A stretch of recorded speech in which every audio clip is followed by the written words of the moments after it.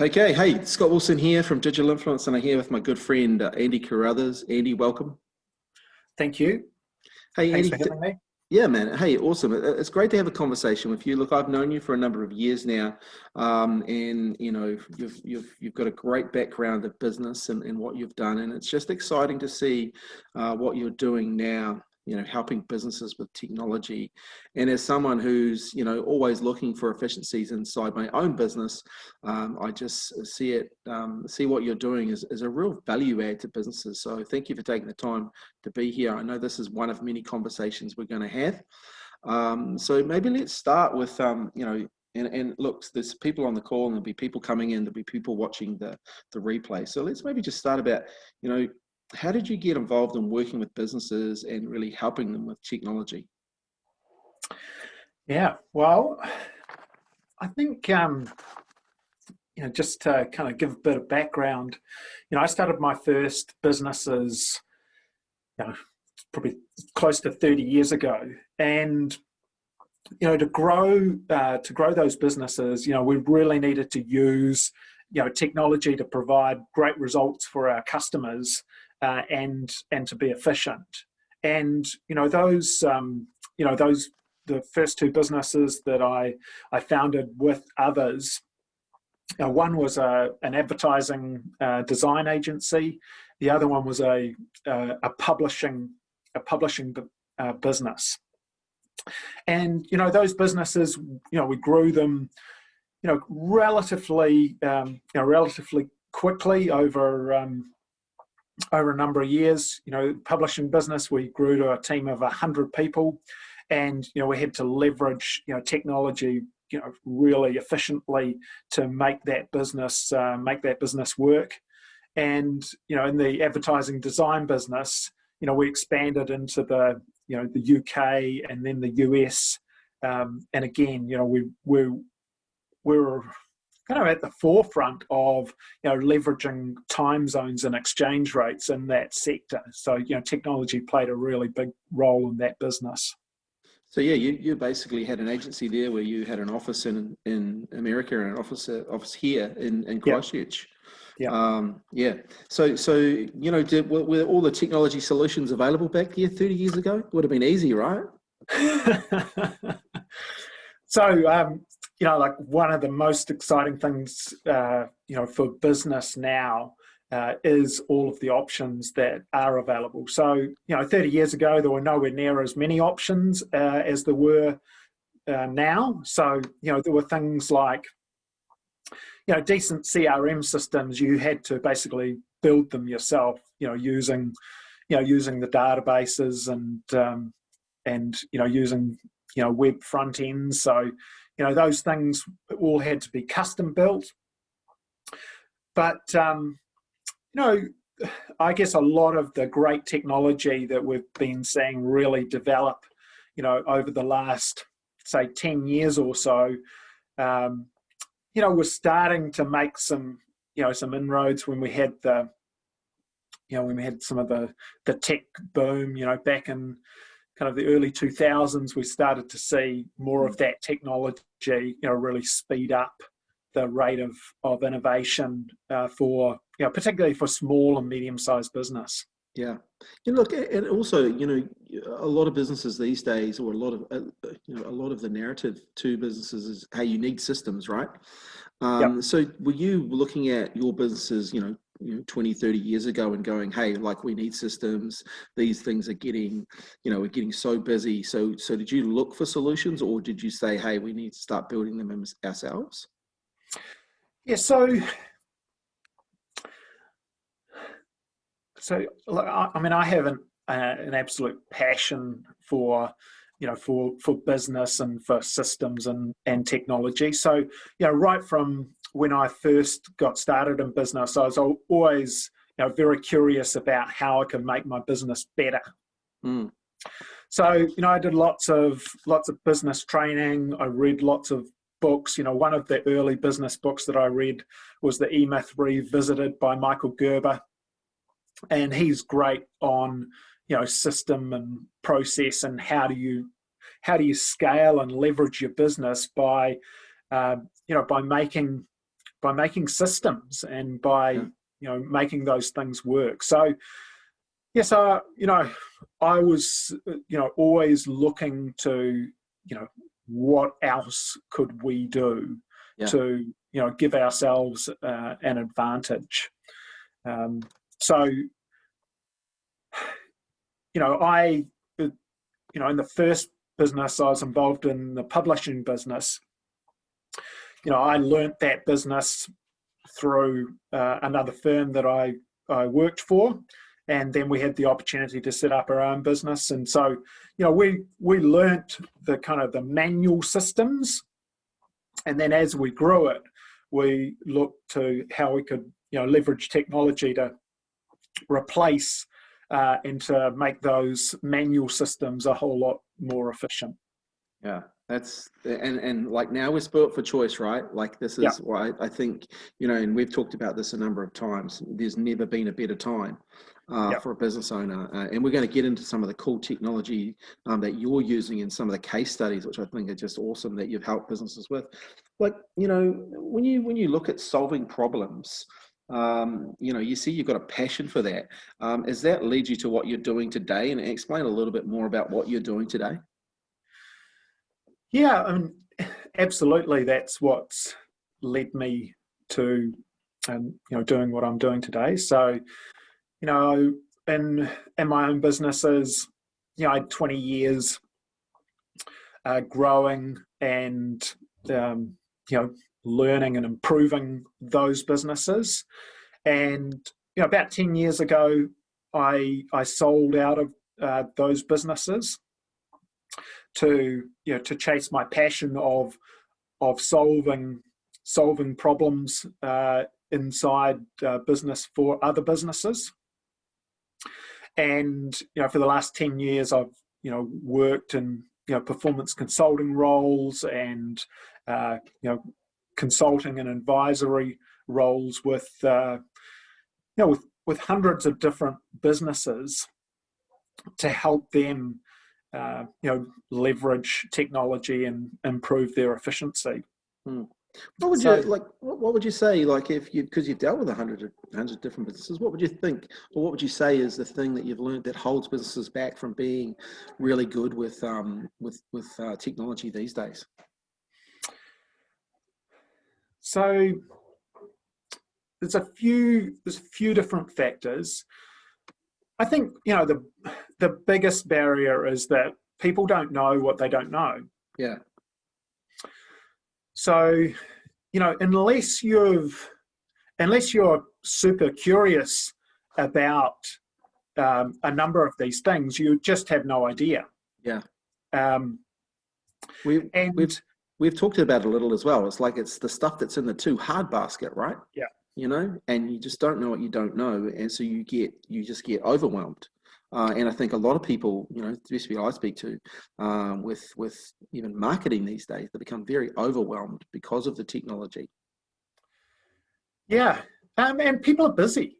Yeah, true. Like people are super busy. I mean, our world has become a busier place, and a lot of that is because of technology. Yeah. So technology can be a double-edged sword. And like it's really, when you talk about using technology to improve your efficiency, it's really important to take, I guess, a really planned approach, because you can get caught up in just a shambles of technology. Yeah. And that's really, that's really scary. And I've I see quite a few businesses who do get themselves into a shambles with technology, and they're trying to be more efficient, but for lots of different reasons it just kind of all comes unstuck. And one of the things that I've always found is that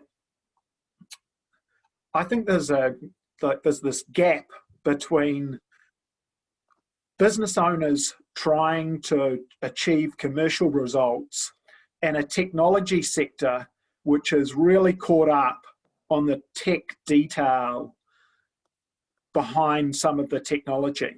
And Totally. so there's this gap, and that gap is quite a, like it's a really difficult thing to close. And in, I guess in larger businesses, you have a whole sector which services that gap, who are, technology consultants, technology, businesses. But in small and medium-sized business, the projects aren't big enough to have that whole layer in there.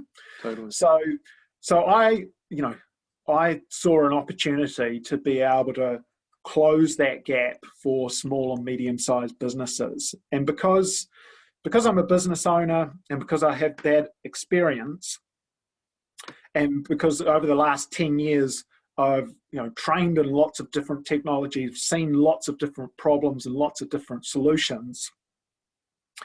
I've found a way to close that gap with still making it affordable for for the small and medium-sized business, which really have I believe some of the biggest opportunities to use the technology out there. Totally. That's awesome. Definitely I can sense that frustration with business owners out there.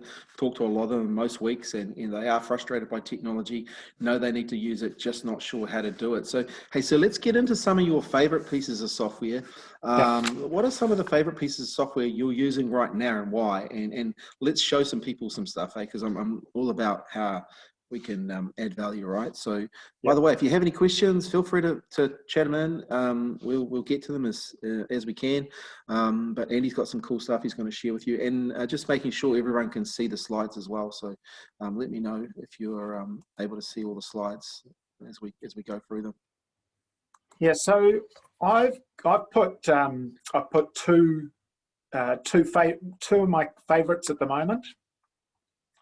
The first one is Zapier, and Zapier lets you connect your apps and automate workflows, and it's easy automation for busy business owners. And what Zapier does is it moves information between your apps automatically, so that you can just focus on the most important work inside of your business. So it's about removing a whole lot of manual stuff. And here are some of the recent Zapier automations that I've worked on. So you see here we've got Xero, Google Sheets, Google Docs, Calendar, Contacts, Google Forms, and some other different forms like Jot Forms, Outlook, Excel, digital signing, PayPal, Shopify, different CRM systems, texting, different databases. So, Zapier is fantastic, and it's designed for small and medium-sized business to give you access to automation that previously was inaccessible. It's made it very affordable, right? Yeah, absolutely. Absolutely. One of the things I would say though, like it's yes, it is amazing, but it can be confusing. And I find myself relatively tech savvy, but still, for some of the really cool stuff and some of the, I guess where you get the most productivity, you probably do need someone who knows what they're doing with this software. Is that why you decided to become an expert in this platform? Yeah. I mean, so what I find in something like Zapier is that there are some really tech savvy business owners who Zapier they can figure it out themselves. It's a relatively small percentage, But then, I mean, the reason that I became trained in Zapier was that, for most of the business owners I work with, I can do a relatively small project for them, setting up, a number of Zaps, around their systems, and it can save them a huge amount of time. So, it's really, it's really efficient for them. It gives them a great return on investment, and just solves a whole lot of problems that as we talk about, those too hard basket stuff. Yeah. The stuff that drives you crazy, where you go, like, why have I got one of my team members entering data here and here? Yeah. Why am I, the same data, right? Same data. Why am I getting my salespeople to do all of this admin work when I want them selling? Why am I getting my customer service people doing all of this information collection where it should be done by a computer? Nice. Yeah. That's cool. Yeah. And then the second one, this is my second favorite, is a tool called Process Street. And Process Street is all about, just simplifying your processes and your workflow management. And it is, just a really powerful way of managing your team's recurring checklists and procedures. So here's just a little example. So this was a project for a client. We put together a 39-point digital checklist, and because it's a digital checklist, we can build an automation. So the automation we have built in here, we have some email automation as you go through the checklist and click your check boxes. We've got document automation. So we click a box and we click a box on a checklist, and it automatically creates documents for us. We've got calendar automation again, and supplier bill automation. So this is just removing a whole lot of that data entry stuff through the automation. But what's cool about digital checklists is that so many times my businesses, you want your hiring staff, your training staff, you need them to all follow some form of standard kind of process and system. And back in the old days, we'd have a paper checklist, where people would have to follow that. And some would and some wouldn't. With your digital checklist, it actually just makes it easy for your team. It makes it easy to see what's going on. And let's say one or two of your staff members are ill one day and can't come to work, and you've got mission critical work that's going on for your clients. Somebody else can pick it up because it's all there. Yeah, it's great. It's what I find really interesting and what I love about technology for business is, and it's a key word that I just use all the time, and it's called leverage, right? So you do the work once, and this is part of the thing I really want to get across to more business owners as we go through and share more about what you're doing here is, hey, get Andy along to do the work once. Like do the, like this is the hard work, but do it once, and then you get the benefits of it again and again and again and again. This is not do the work, the hard work, and have to do it every time. This is do the work once, and let the technology really bring you that leverage into your business. And it's very freeing, when you get this set up correctly, which, it's amazing the gains you can get, right?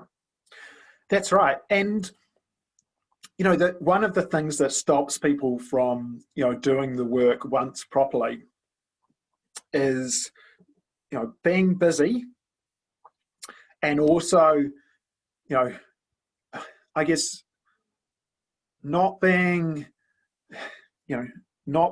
willing to put a standard process in place and going, well, every job's just a little different, or every client's just a little different. Well, if you don't standardize some of what you're doing, you can't scale. No. So, if you're wanting to leverage, if you're wanting to scale, if you're wanting to, pull some of those financial levers in your business, you've got to do some of this work. Yeah, totally. Hey, yeah, just before we go on, we've got a good question here. And I just want to get to it so we don't miss it. It's from Nikki. Hey, Andy, Scott, thanks so much for putting this on today. Andy, you mentioned before texting just before. Is there anything you know of that will work in New Zealand to send texts direct from desktop? I've been looking for ages for something. It would be most likely need to integrate with Zapier so it can be auto-filled into my CRM. Yeah, so we've got a couple of examples that we'll talk to a little later, but cool. one of the tools that I use is a tool called Text Magic, and that's really cool. Awesome. Yeah. So you've got an example. Primo. Yeah. Okay, cool. We've got an example coming up, Nikki. Stay tuned. Awesome. Okay. So I've got it, I want to know what are the top 3 things that business owners need to know to be more successful. Let's talk a little bit about the mindset first, and then let's get into some of the examples. So give me your top 3. Okay. So here are my top 3. So the first one is you have to know your business processes. So you have to know step by step what are the key processes that happen inside your business. Once you know that, you can then explore how technology can make you and those processes more efficient. Number 2, you need to know, the key financial levers in your business, and that's where you need to focus. So, there are lots of different places you can, that you could focus, and some of the places will give you a much better financial return, and, start there. Nice.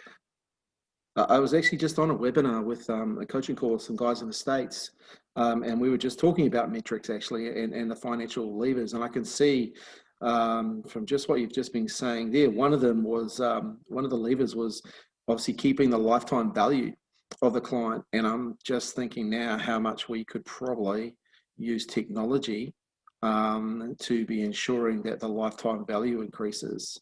I've just got a few ideas, so I'm going to talk to you about those, because that is, when you understand one of the financial levers in the business is to make sure that your lifetime value, people stay longer. Okay, how can I leverage technology to do that?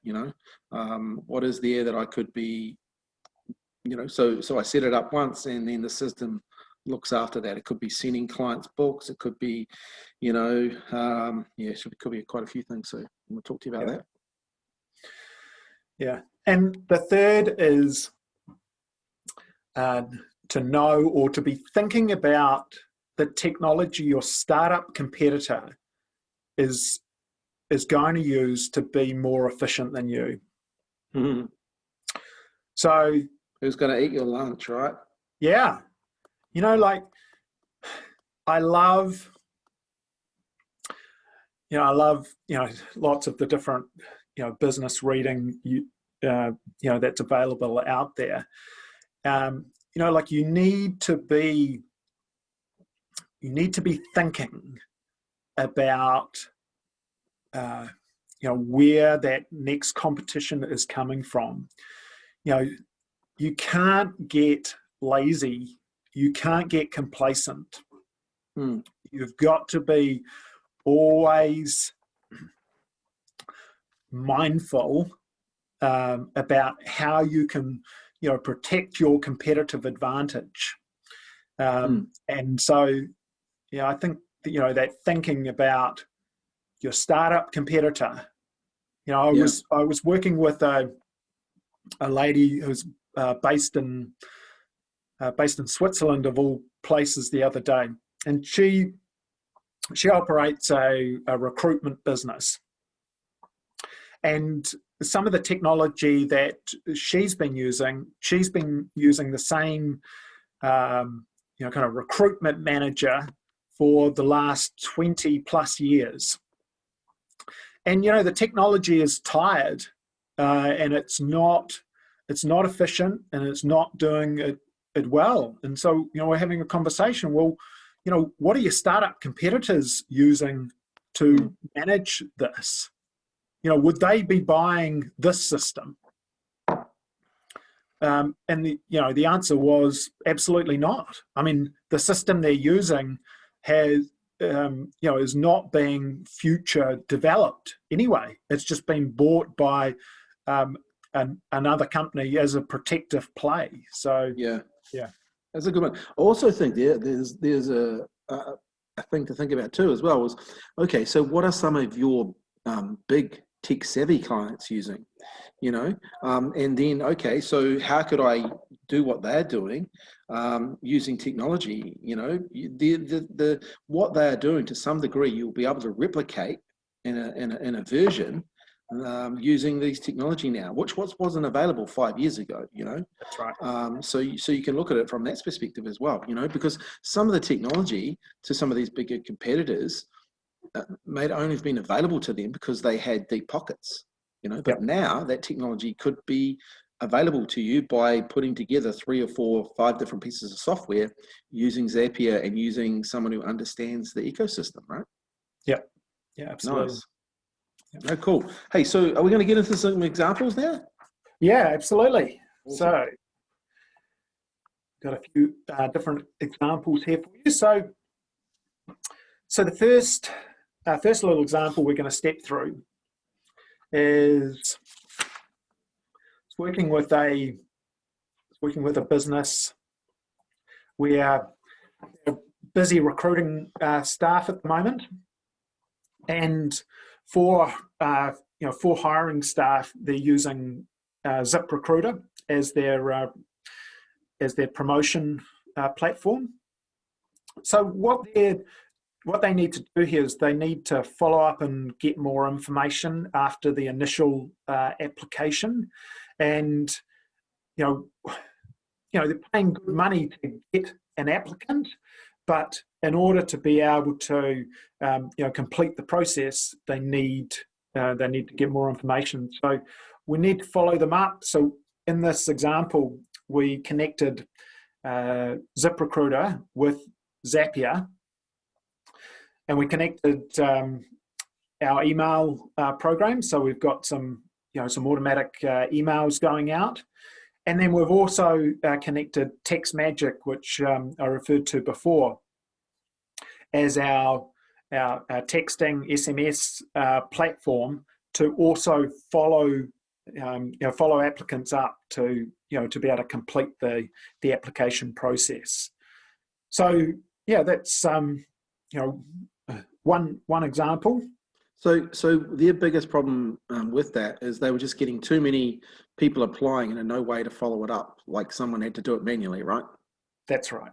So then, how many hours do you reckon this would have solved them? So this one, he was this particular client. He was spending about 10 hours a week on doing this follow up. Huh. And we haven't been able to get rid of all of it, no, but we've been able to get rid of a good portion of it. Yeah. And it was pretty cool little follow-up process. Nice. So next example, and this is a pretty common problem that I see a lot, is hours going back and forth to get customer and job details. So you have a customer who makes an inquiry, calls you on the phone, sends you an email. Maybe they've submit an inquiry on your website, and then there's all of these details that you need in order to be able to set this up. And this client is in the assembly and install business. So if you go and buy, something from IKEA, or go and buy something from Bunnings, and you want to have it assembled and installed, this client's in Australia. They will do it for you. So what we did here was we used Jotform, which is just a basic form builder. And we built a form that basically asked all the questions we needed to ask, and requested all of the documents that we needed in order to be able to log the job. And then what we did, so the form builder just goes on their website, which is a WordPress website. Using Zapier, we then send all of those job details straight through to their job management system, which in their case is a tool called Arrowflow. And that has all of the job data sitting there for their team, so that the jobs can be scheduled, can come up automatically on their phones. They've got everything they need, so when they go to to assemble the barbecue, the kit set furniture, it's all there, and they can enter all of the information. And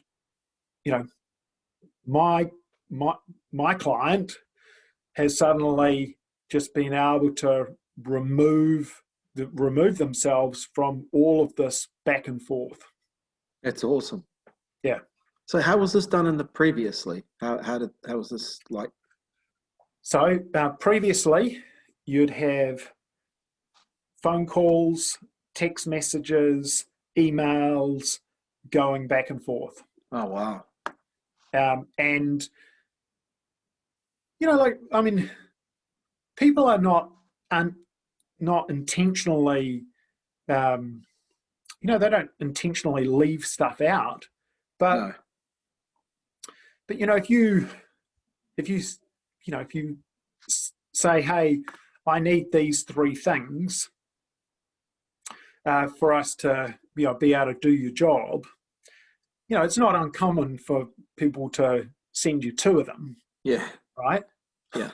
That's just, people are busy. People just want to get their stuff done. So, by building a different process, and then by putting the technology in place to manage it, there's just no way that you're going to get your furniture assembled and installed until you complete this. Yeah, that's awesome. Yeah. And as a business owner, you know what you need, right? You know what you need to be efficient. So take everything else out of the equation, and that's what I mean by leverage. This is the key. It gives you the leverage so that you don't actually have to go back with phone calls, text messages, email. So I love the fact that, keep this all in one place too, right? That's some of the frustrations we have in an agency. You work online, so you end up using all these different tools sometimes when you're communicating with people. And now we're bringing one source of truth back into the business, and it's making things a lot easier. So, hey, that's a great example. What's next? All right. So this is something we talked a little bit about around Process Street. So my team all do things differently. So as you're growing your business and you're increasing your team numbers, and you're wanting to be able to create that consistency, you need a good process. So using a digital checklist and connecting your systems. So in this case, we're using Process Street, and I showed you this a little bit before, where we can have digital checklists for everybody just to follow as part of their job process. And following the checklist is it's not an onerous thing. It's actually something that makes their job easier. Which is why people use it. In this case, the database that that we were using was a Caspio database. And so what happens is people fill out a form that goes into the Caspio database that automatically triggers a new checklist, which gets assigned to a team member. And that checklist needs to be, followed in order to be able to complete the service for the customer. Nice. And in this case, again, we used Zapier, to connect those and to make that automation work. And you saw earlier on, we used Zapier to automate a whole lot of tasks on those digital checklists. So next, so this is a relatively common problem where, this was for an insurance business based in Auckland, and they've got people setting appointments for their agents to go out and meet, and lots of people will forget about their appointments and don't show up. So we needed a good way to be able to remind them and to make that work. So in this case, the people setting the appointments actually complete a Google form, which goes through into a Google spreadsheet. And from there, we use Zapier to send a series of text messages, which are reminders about the upcoming appointment. So we have a text message which goes out the next morning after the initial phone call to say, hey, great talking to you, looking forward to meeting you. Then we have another text reminder that goes out on the morning of the appointment. And like for most of us, we're familiar with getting text reminders for lots of our appointments. I mean, I know I get one from my dentist. I get one from my when I'm getting my car serviced. These are, and a lot of those reminders that we get are from quite big businesses. This technology is accessible for very accessible for small and medium-sized businesses as well. Have you seen any data around what the difference in turn-up rate has been for this client? So far, so this has been running for this has only been running for about 6 weeks. Yep. And it has increased the turnout rate. I think it's increased it by about 10%. So nice. It's an improvement that is a very very quick win, right? Yeah, totally. Something real simple, but like that's going to make a massive difference when you look at, hey, that's more presentations you'll be able to get in front of, right? It's more people you can help. And look, busy people, everyone forgets they book stuff, right? So the more you can remind them, the better. It's once again, it's leverage, right? Yes, can be your friend. That's awesome. Okay, this is quite a cool little example. This is for a business that I was working with, based in Seattle, and their problem is they've got, when they're updating their contacts, which are inside of their email, they need them updated into their their database so that it's updating in 2 places. Because like they've got multiple people working off the database, and when they're making a phone call or sending an email, they need to have the right contact details. So in this case, this client was using Outlook for their email, and they had a database set up in Airtable. We found a really great tool called PySync, which creates a 2-way real-time sync So anytime there's an update inside of his Outlook contacts, it identifies that and it sends the details through to Airtable and vice versa. Nice. So, yeah. And so that basically just solved that problem, right? Yeah, just got rid of that manual work. And it's not just getting rid of the manual work, it's also all of the, I guess, kind of worry and concern about going, have I got the right details? Yeah. It's kind of like all of that distraction. Like just like knowing that your stuff is right it's relaxing. Yeah. Don't have to think about it, right? Yeah. But once again, that was in the too hard basket for these people, right? Yeah. They didn't know how to do it. Were frustrated by it. What I'm seeing here, though, is a common theme, Andy, is a lot of businesses. You obviously have a wealth of knowledge of what software to use for the person's problem, right? So are you tailoring a lot of this sort of stuff based on a conversation that you're having with people? Yeah. So how I work with business owners is that it always starts off with a free 30-minute video call. Cool. And in that call, we're talking about what technology they're using, what are some of the things that are in their technology too hard basket, what are some of the problems that they're facing that would, if they could solve, would just make their life a bit easier. Yeah.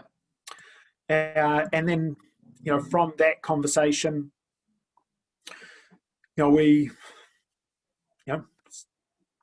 sometimes we look at a project that we can do together, and sometimes and here are some of the examples of some of those projects where we're just solving those problems. That's awesome. Nice. What else we got? So this is a business based out of Melbourne and selling motorbikes. Kind of small kit set, really cool motorbikes, and he needed to be able to tag orders automatically. Now he's selling the bikes through a Shopify platform, and when he sells one of the kit set bikes, they're like a build to order bike, so it's not being shipped straight away. So he needs to be able to tag these as being a ship to order bike, because what happens is customers come back and they buy upgrades and other parts, and we need to be able to combine those orders to be able to ship them at the same time when everything's ready. Nice. So we found a really good app in the Shopify marketplace called Ordersfy, and that enabled us to set up some different criteria to be able to auto tag the orders. So this wasn't a problem early on for this business, because the number of orders were not huge and it was kind of easy to manage. But as the team grew and as the orders grew, this started to become a bit of a shambles. So this helped sort that out. Yeah, that's cool. It's amazing to see the different industries that you're working with, whether they're offline, online. It's incredible how different businesses are really starting to use this type of technology, right? Yeah. Hey, so I got a question. I've got a few more minutes to go, and if anyone has any questions, or if you've got a question that you want to ask Andy live, just put your name in the chat and I can unmute you. But look, I always look for the secrets, Andy. You know me. So if you had one secret about leveraging technology for business, what would it be? Yeah. So this is my one secret. Review your processes and ask why. Why do we do this, and how can we remove steps from the process How can we add value to the existing process? How can we simplify the process? How can you remove duplication? How can you reduce the cycle time? So how can you reduce the time that it takes from the start to the end of the process? And after you've done those 5 steps, then look at what can you then automate inside of that process. Nice. Cool. And look, you know, I'm going to do this myself with a few things that we're working on at the moment, because yeah, asking why is a great question. Why are we doing this way, you know? And also getting a fresh set of eyes over this, I think, is really, really important. So that's fantastic. I'm just going to put your website up, and if people want to chat to you, they can go here. So it's called hardbasket.com. People can just go in and book a call. Yeah, yep, absolutely. There's a a button in there, and you can just book a 30-minute free video call, straight into my calendar. And what can people expect on that call, Andy? Like, what is it that you do with them? So they can expect that I'll ask a lot of questions. Yeah. I'll look to dig into what's the opportunity for you to be able to create some efficiency. From my experience, from the other businesses that I've worked with, from the technology that I've worked with, I'm asking questions, looking and listening for how can you create some more efficiency from the tools that you're using and what you're trying to do inside of your business. Yeah. And I think that's really key, right? And so what I would say, anyone, if you've got something that's annoying you, that's in your too hard basket with regards to technology, do go and review what Andy's just said on those steps, but then just get someone involved in it. Reading a great book at the moment. It's called Who, Not How. You don't need to know how to fix this. You just need to know the who. And it's one of the reasons I wanted to interview Andy today, and we're going to do a lot more, is because Andy is the who. He can do this for you, and also, look, we know Kiwis love to do a bit of DIY. So if you've got yourself in a bit of trouble with technology, if you've had a go at this stuff yourself and you're now looking for someone to actually help you, get in contact with Andy, because look, he will give you some real clear direction on what you need to do to add leverage into your business. And that's, I guess, the one thing I really want to make sure people are understanding is this is about leverage. This is about time and getting your time back and getting your team's time back. But it's also about doing the work once, doing the thinking. And I think a lot of businesses do get challenged by that, right? And I think when you have someone beside you, the thinking becomes a lot easier, right? Doing it just by yourself can be really hard. Yeah. And it's there's a lot to learn, and there's a lot of opportunity out there. So, and there are lots of great people to talk to and to quiz. I really encourage. One of the great things about the business mastermind group that Scott and I are part of is talking with other business owners about what are some of the problems they're facing, what are some of the tools that they're using, and who are some of the different people that they're using to support them to achieve the results that that they're looking for in their business. Yeah, cool. Hey, Eddie, this has been great. I really appreciate your time. I know a few people if anyone's got a question, I know we're busy, but I really appreciate everyone being here, and I really appreciate you taking the time to educate business owners, and showing and sharing what you're doing with people all around the world. Obviously, you're based in Wellington, but you're helping people all around the world. Yeah, yeah, it's it's pretty cool. The other morning I got up and somebody from Denmark had booked a half-hour call in my calendar, and that was 8:30 in the morning. Nice. I think by 9:30 we'd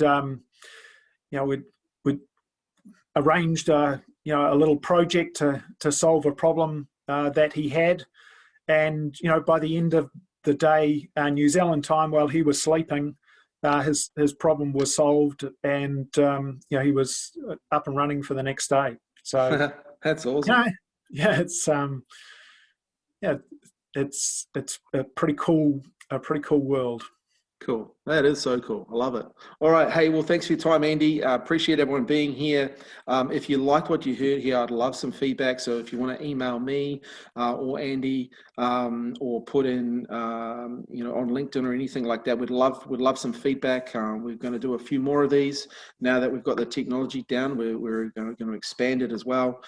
So really appreciate everyone being here. I have recorded this as well, and I will pull it up on our Facebook pages.